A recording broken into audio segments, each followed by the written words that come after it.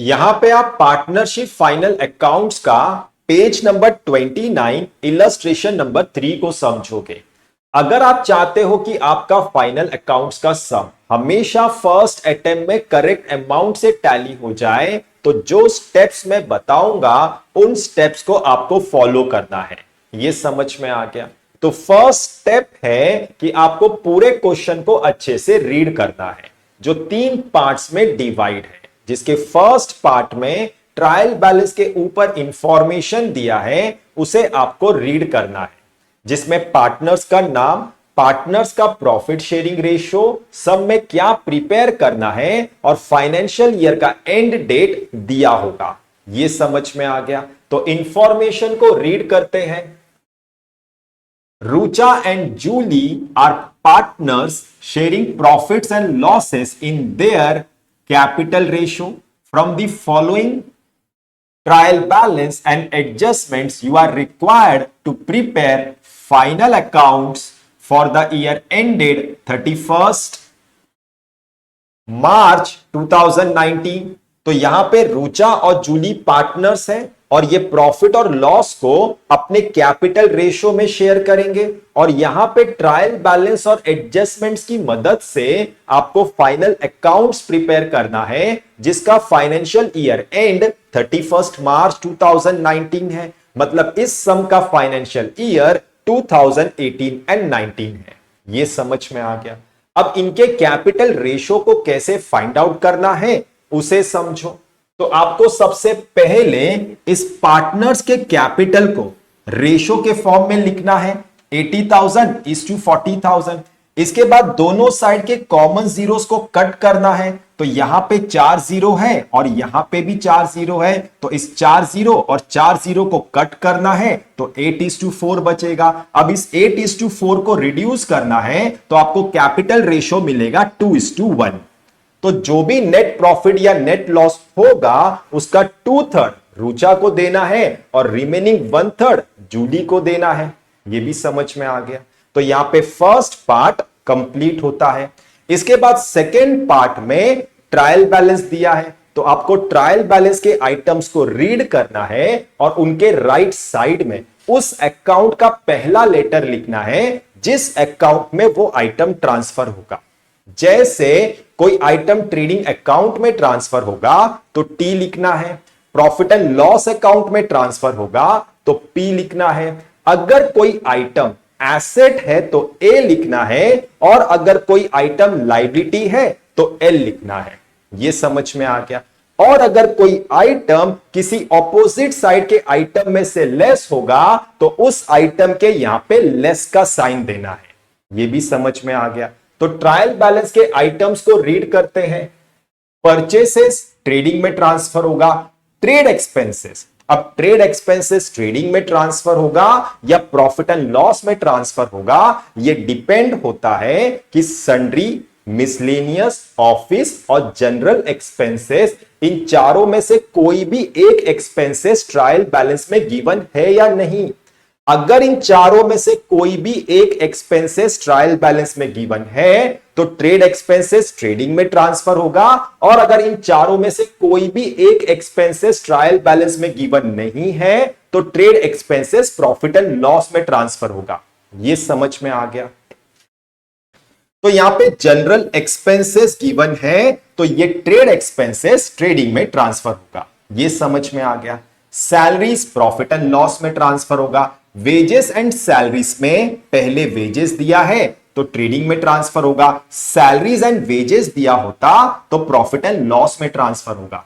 Advertisement 2 years profit and loss में transfer होगा। Sales return इस सेल्स में से लेस होगा तो यहां पे लेस का साइन देना है। फ्री होल्ड प्रॉपर्टी एसेट है, office rent profit and loss में ट्रांसफर होगा। मोटर वैन एसेट है, स्टॉक 1/4/2018 ये ओपनिंग स्टॉक है, ट्रेडिंग में ट्रांसफर होगा। अगर ये डेट नहीं दिया होता तो भी आपको ट्रायल बैलेंस के स्टॉक को ओपनिंग स्टॉक ही कंसीडर करना है। ये समझ में आ गया?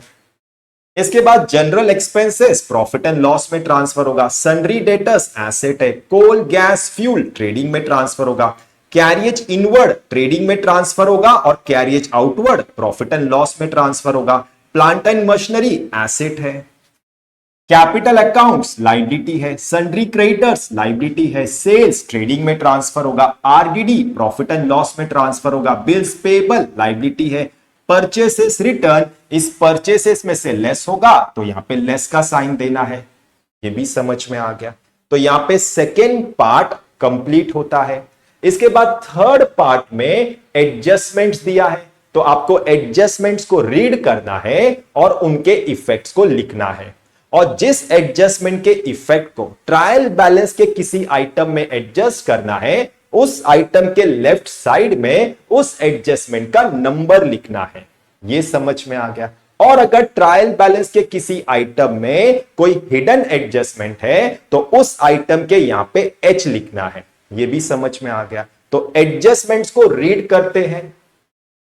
तो फर्स्ट एडजस्टमेंट है closing stock is valued eight ₹88,000 cost price and ₹90,000 market price. तो यहां पे क्लोजिंग स्टॉक का दो वैल्यू गिवन है, 88,000 कॉस्ट प्राइस और 90,000 मार्केट प्राइस। तो आपको हमेशा ये दोनों वैल्यू में से जो वैल्यू स्मॉलर है उस वैल्यू पे क्लोजिंग स्टॉक को रिकॉर्ड करना है। ये समझ में आ गया। तो यहां पे 88,000 स्मॉलर है तो क्लोजिंग स्टॉक का वैल्यू 88,000 रिकॉर्ड करना है। अब इस 88,000 क्लोजिंग स्टॉक के दो इफेक्ट्स है, ट्रेडिंग क्रेडिट एंड एसेट्स। ये समझ में आ गया। देखो आपको ये हमेशा याद रखना है कि क्लोजिंग स्टॉक ट्रायल बैलेंस के किसी आइटम में एडजस्ट नहीं होगा। इसके बाद नेक्स्ट एडजस्टमेंट है Rucha and Julie withdrawn goods from business of ₹3,000 and ₹2,000 respectively for their personal use. तो इस 3,000 और 2,000 रुचा और जूलीज ड्रॉइंग्स के दो इफेक्ट्स है, less from Rucha and Julie's capital and trading credit. तो आपको रुचा और जूलीज कैपिटल के लेफ्ट साइड में नंबर 2 लिखना है यहां पे। ये समझ में आ गया।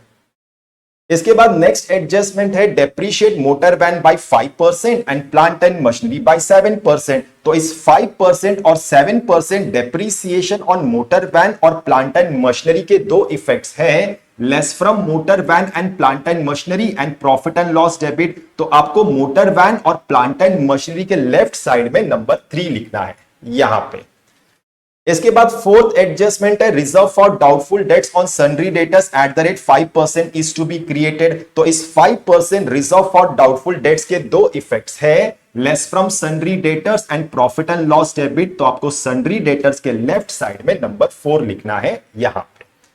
इसके बाद फिफ्थ एडजस्टमेंट है आउटस्टैंडिंग वेजेस ₹800। तो इस 800 आउटस्टैंडिंग वेजेस के दो इफेक्ट्स हैं, एडिंग वेजेस एंड लायबिलिटीज। तो आपको वेजेस के लेफ्ट साइड में नंबर 5 लिखना है यहां पे। इसके बाद लास्ट एडजस्टमेंट है goods of ₹6,000 were purchase on credit but no entry was found in the books of accounts. मतलब 6,000 के गुड्स को क्रेडिट में परचेज किया है लेकिन इस एंट्री को बुक्स ऑफ अकाउंट्स में रिकॉर्ड नहीं किया है, तो इसे अनरिकॉर्डेड परचेसेस कहा जाता है। यह समझ में आ गया। तो इस 6,000 अनरिकॉर्डेड परचेसेस के दो इफेक्ट्स है, adding purchases and adding sundry creditors. तो आपको परचेसेस और सन्ड्री क्रेडिटर्स के लेफ्ट साइड में नंबर 6 लिखना है यहां पे और यहां पे। यह भी समझ में आ गया। अब इस एडवर्टाइजमेंट 2 इयर्स को समझो। देखो ये एडवर्टाइजमेंट एक्सपेंस कब से इंकर्ड हुआ है ये डेट नहीं दिया है, तो यहां पे आपको ये अज्यूम करना है कि ये एडवर्टाइजमेंट एक्सपेंस इस फाइनेंशियल ईयर के 1 अप्रैल से इंकर्ड हुआ है। ये समझ में आ गया। तो इस पूरे फाइनेंशियल ईयर में ये एडवर्टाइजमेंट एक्सपेंस पूरे 1 ईयर का इंकर्ड हुआ है, 1 अप्रैल 2018 से लेकर 31 मार्च 2019 तक। ये समझ में आ गया। लेकिन फर्म ने इस पूरे फाइनेंशियल ईयर में इस एडवर्टाइजमेंट पे पूरे 2 इयर्स का पेमेंट किया है, मतलब 1 ईयर का पेमेंट प्रीपेड है। ये भी समझ में आ गया। अब 1 ईयर का कितना पेमेंट है उसे समझो। देखो फर्म ने टोटल 4,000 पे किया है 2 इयर्स के लिए, तो अगर आप 4,000 को 2 से डिवाइड करते हो तो आपको 1 ईयर का पेमेंट मिल जाएगा 2,000। ये भी समझ में आ गया। अब इस 2,000 प्रीपेड एडवर्टाइजमेंट के दो इफेक्ट्स है, less from advertisement and assets. तो आपको एडवर्टाइजमेंट के लेफ्ट साइड में एच लिखना है यहां पे। ये भी समझ में आ गया। तो यहां पे फर्स्ट स्टेप कंप्लीट होता है। जहां पे आपको अच्छे से समझ में आ गया होगा कि आपको फर्स्ट स्टेप में क्या करना है। इसके बाद सेकेंड स्टेप में आपको trading account, profit and loss account और बैलेंस शीट के फॉर्मेट को प्रिपेयर करना है। अब इन्हें कैसे प्रिपेयर करना है, इसके वीडियो का लिंक आपको डिस्क्रिप्शन में मिल जाएगा, आप चाहे तो उसे देख सकते हो। यह समझ में आ गया। इसके बाद थर्ड स्टेप में आपको ट्रायल बैलेंस के आइटम्स, एडजस्टमेंट्स और हिडन एडजस्टमेंट्स के इफेक्ट्स को फाइनल अकाउंट्स में ट्रांसफर करना है, जो 4 पार्ट्स में डिवाइड है। जिसके फर्स्ट पार्ट में आपको ट्रायल बैलेंस के सिर्फ उन आइटम्स को ट्रांसफर करना है जिन आइटम्स का फाइनल अकाउंट्स में प्लेस फिक्स है। यह समझ में आ गया। और उन आइटम से रिलेटेड अगर कोई एडजस्टमेंट का इफेक्ट है तो उस इफेक्ट को भी फर्स्ट पार्ट में ही ट्रांसफर करना है। यह भी समझ में आ गया। अब ट्रायल बैलेंस के आइटम्स को ट्रांसफर करने से पहले इसके 4 रूल्स को अच्छे से समझ लो। फर्स्ट, डेबिट के आइटम्स को डेबिट साइड में ट्रांसफर करना है, क्रेडिट के आइटम्स को क्रेडिट साइड में ट्रांसफर करना है, डेबिट के लेस आइटम को क्रेडिट साइड में और क्रेडिट के लेस आइटम को डेबिट साइड में ट्रांसफर करना है। यह समझ में आ गया। सेकेंड, जिस आइटम के लेफ्ट साइड में किसी एडजस्टमेंट का नंबर लिखा है उस आइटम के अमाउंट को फर्स्ट कॉलम में रिकॉर्ड करना है, और जिस आइटम के लेफ्ट साइड में कोई नंबर नहीं लिखा है उस आइटम के अमाउंट को डायरेक्टली सेकेंड कॉलम में रिकॉर्ड करना है। और अगर ट्रायल बैलेंस में परचेसेस रिटर्न और सेल्स रिटर्न गिवन है तो परचेसेस और सेल्स के अमाउंट को फर्स्ट कॉलम में रिकॉर्ड करना है, और अगर परचेसेस रिटर्न और सेल्स रिटर्न गिवन नहीं है तो परचेसेस और सेल्स के अमाउंट को डायरेक्टली सेकेंड कॉलम में रिकॉर्ड करना है। यह भी समझ में आ गया। थर्ड, इस पार्टनर्स कैपिटल के अमाउंट को हमेशा फर्स्ट कॉलम में रिकॉर्ड करना है, क्योंकि इस अमाउंट में इनके नेट प्रॉफिट और नेट लॉस को एडजस्ट करना है। Fourth, profit and loss account के दोनों साइड में फर्स्ट लाइन हमेशा ग्रॉस प्रॉफिट और ग्रॉस लॉस के लिए रिजर्व रखना है, और पार्टनर्स कैपिटल के नीचे 2 लाइन हमेशा उनके नेट प्रॉफिट और नेट लॉस के लिए रिजर्व रखना है। यह भी समझ में आ गया। तो सबसे पहले ओपनिंग स्टॉक 89,500 ट्रेडिंग के फर्स्ट लाइन में ट्रांसफर करना है। 2, ओपनिंग स्टॉक 89,500। इसके बाद परचेसेस 48,000 ट्रेडिंग के सेकेंड लाइन में ट्रांसफर करना है, और इस परचेसेस रिटर्न 6,000 को परचेसेस में से लेस करना है, और लेस करने के बाद सिक्स्थ एडजस्टमेंट के अमाउंट को उसमें एडजस्ट करना है। To purchases 48,000 less purchases return 6,000। अब सिक्स्थ एडजस्टमेंट के 2 इफेक्ट्स हैं, add in purchases and add in sundry creditors. तो आपको एक अनरिकॉर्डेड परचेसेस 6,000 परचेसेस में अभी ऐड करना है, और दूसरा अनरिकॉर्डेड परचेसेस सन्ड्री क्रेडिटर्स में बाद में ऐड करना है जब आप सिक्स्थ एडजस्टमेंट को करोगे। यह समझ में आ गया। Add unrecorded 6,000। यहां पे आपको अनरिकॉर्डेड परचेसेस लिखने की जरूरत नहीं है, क्योंकि आपने इसे परचेसेस में ही एडजस्ट किया है। इसके बाद सेल्स 1,48,000 ट्रेडिंग के फर्स्ट लाइन में ट्रांसफर करना है, और इस सेल्स रिटर्न 8,000 को सेल्स में से लेस करना है। By sales 1,48,000 less sales return 8,000। इसके बाद रुचा और जूलीज कैपिटल 80,000 40,000 लाइबिलिटीज में ट्रांसफर करना है। इसके बाद सेकेंड एडजस्टमेंट के अमाउंट को इनमें एडजस्ट करना है। Capital accounts Rucha 80,000, Julie 40,000। अब सेकेंड एडजस्टमेंट के 2 इफेक्ट्स है, less from Rucha and Julie's capital and trading credit. तो आपको रुचास ड्रॉइंग्स 3,000 को रुचास कैपिटल में से लेस करना है, और जूलीज ड्रॉइंग्स 2,000 को जूलीज कैपिटल में से लेस करना है, और लेस करने के बाद इन दोनों के ड्रॉइंग्स को कंबाइंड ट्रेडिंग के क्रेडिट साइड में ट्रांसफर करना है। Less drawings 3,000 less drawings 2,000। By goods withdrawn by partners Rucha 3,000, Julie 2,000। देखो ये ब्लू एरो आपको हमेशा डेबिट इफेक्ट शो करेगा, और ये रेड एरो आपको हमेशा क्रेडिट इफेक्ट शो करेगा। ये समझ में आ गया। तो यहां पे फर्स्ट पार्ट कंप्लीट होता है। इसके बाद सेकेंड पार्ट में आपको एडजस्टमेंट्स और हिडन एडजस्टमेंट्स के इफेक्ट्स को ट्रांसफर करना है। तो फर्स्ट एडजस्टमेंट के दो इफेक्ट्स है, ट्रेडिंग क्रेडिट एंड एसेट्स। तो आपको क्लोजिंग स्टॉक 88,000 ट्रेडिंग के क्रेडिट साइड में और एसेट्स में ट्रांसफर करना है। Bye closing stock 88,000, closing stock 88,000। अब यहां पे क्लोजिंग स्टॉक का दो वैल्यू गिवन था और आपने लोअर वैल्यू रिकॉर्ड किया है, तो आपको एक नोट लिखना है, closing stock is valued at cost और market price whichever is lower. ये समझ में आ गया। इसके बाद सेकेंड एडजस्टमेंट हो चुका है। इसके बाद थर्ड एडजस्टमेंट के दो इफेक्ट से less from motor van and plant and machinery and profit and loss debit. तो हमने मोटर वैन के यहां पे नंबर 3 लिखा होगा। तो इस 40,000 को एसेट्स में ट्रांसफर करना है। इसके बाद इस 40,000 का 5% डेप्रीसिएशन कैलकुलेट करना है और उस अमाउंट को मोटर वैन में से लेस करना है। Motor van 40,000 into 5/100 2,000 less depreciation at the rate 5% 2,000। इसके बाद हमने प्लांट एंड मशीनरी के यहां पे नंबर 3 लिखा होगा। तो इस 13,800 को एसेट्स में ट्रांसफर करना है। इसके बाद इस 13,800 का 7% डेप्रीसिएशन कैलकुलेट करना है और उस अमाउंट को प्लांट एंड मशीनरी में से भी लेस करना है। और लेस करने के बाद इन दोनों डेप्रीसिएशन के अमाउंट को कंबाइंड प्रॉफिट एंड लॉस के डेबिट साइड में ट्रांसफर करना है। Plant and machinery 13,800 into 7/100 966 less depreciation at the rate 7% 966 to depreciation on motor van 2,000 plant and machinery 966। इसके बाद फोर्थ एडजस्टमेंट के दो इफेक्ट से less from sundry debtors and profit and loss debit. तो हमने सन्ड्री डेटर्स के यहां पे नंबर 4 लिखा होगा।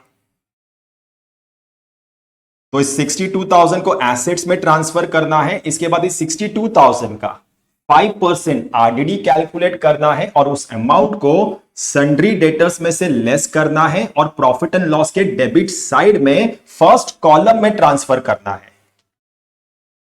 Sundry debtors 62,000 into 5/100 3,100 less new RDD at the rate 5% 3,100 to new RDD 3,100। अब इस 3,100 में से इस ओल्ड आरडीडी 1,200 को लेस करना है।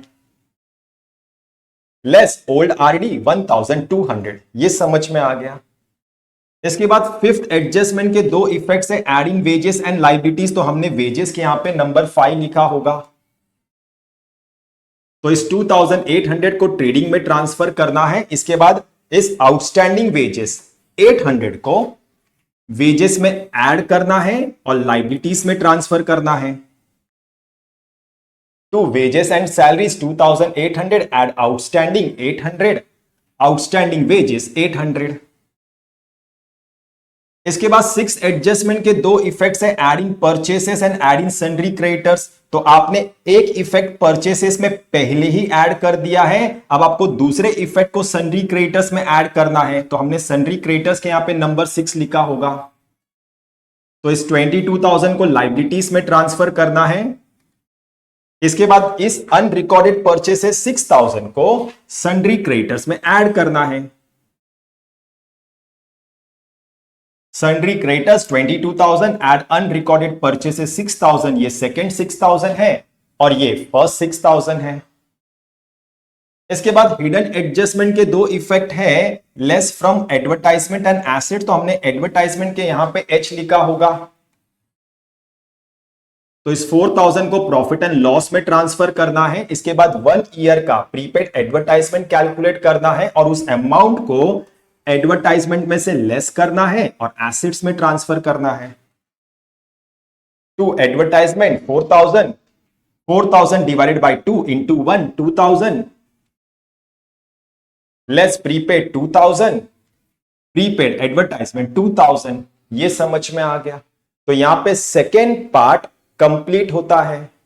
इसके बाद थर्ड पार्ट सबसे इंपॉर्टेंट पार्ट है, जिसमें आपको ये चेक करना है कि आपने जिस एडजस्टमेंट्स और हिडन एडजस्टमेंट के इफेक्ट्स को फाइनल अकाउंट्स में ट्रांसफर किया है, क्या उसका एक इफेक्ट डेबिट और दूसरा इफेक्ट क्रेडिट इक्वल अमाउंट से ट्रांसफर किया है कि नहीं। ये समझ में आ गया। अब इसे चेक करना क्यों जरूरी है उसे समझो।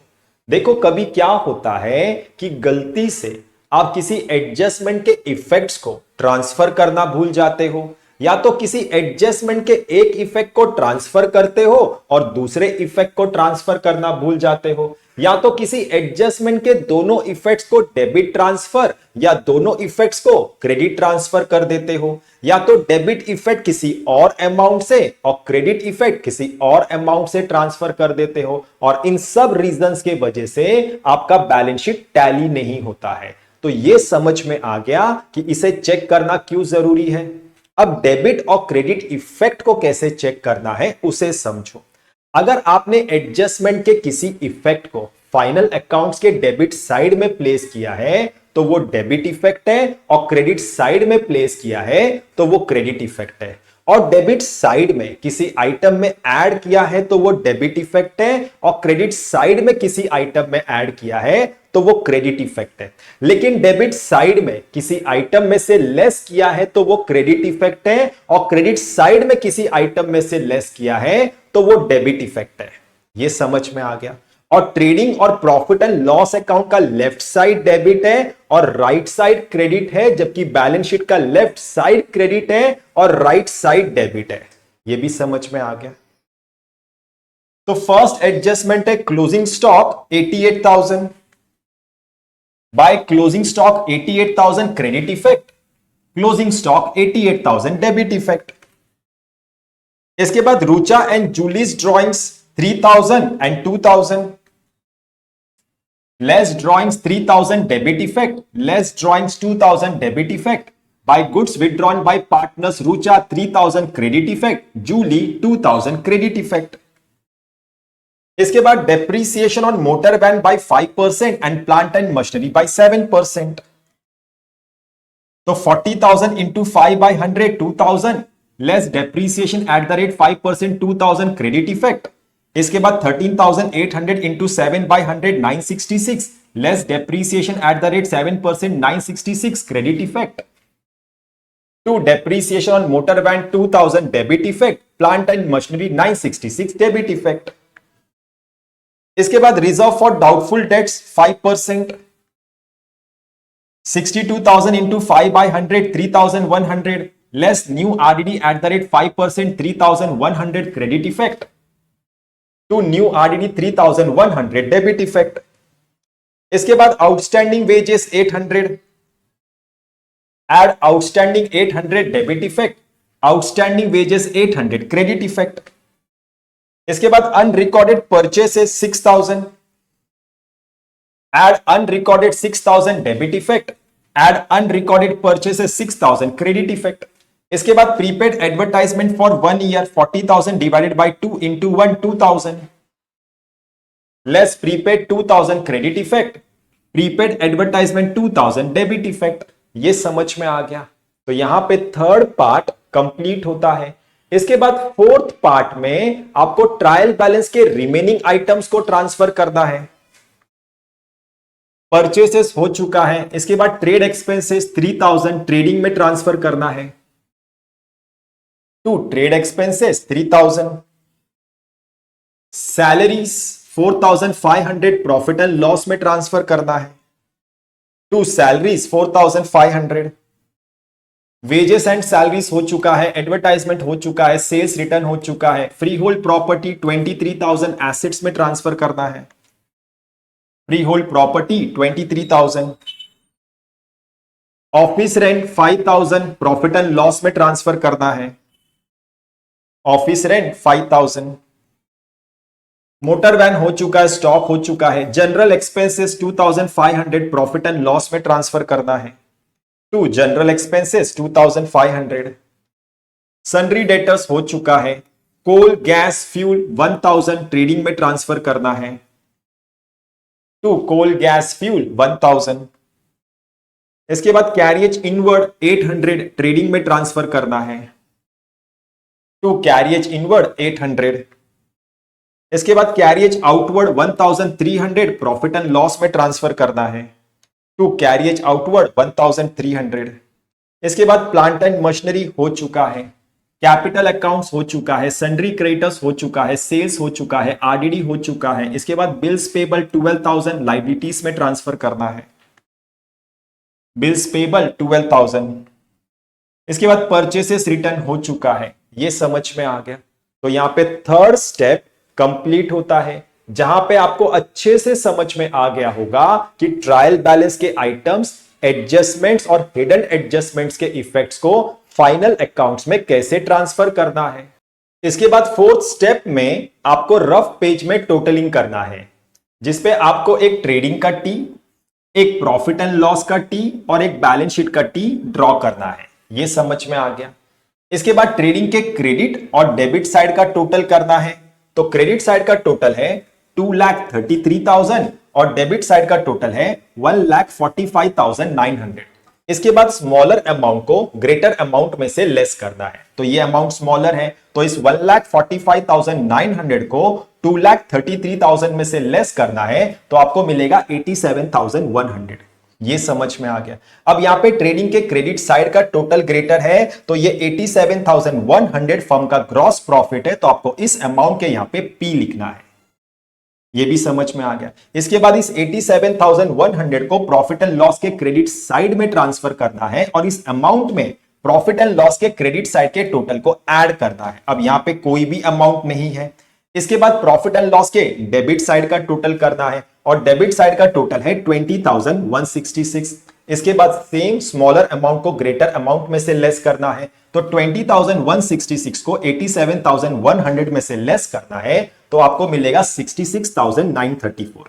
ये समझ में आ गया। अब यहां पे भी प्रॉफिट एंड लॉस के क्रेडिट साइड का टोटल ग्रेटर है, तो ये 66,934 फर्म का नेट प्रॉफिट है, तो आपको इस अमाउंट के यहां पे पी लिखना है।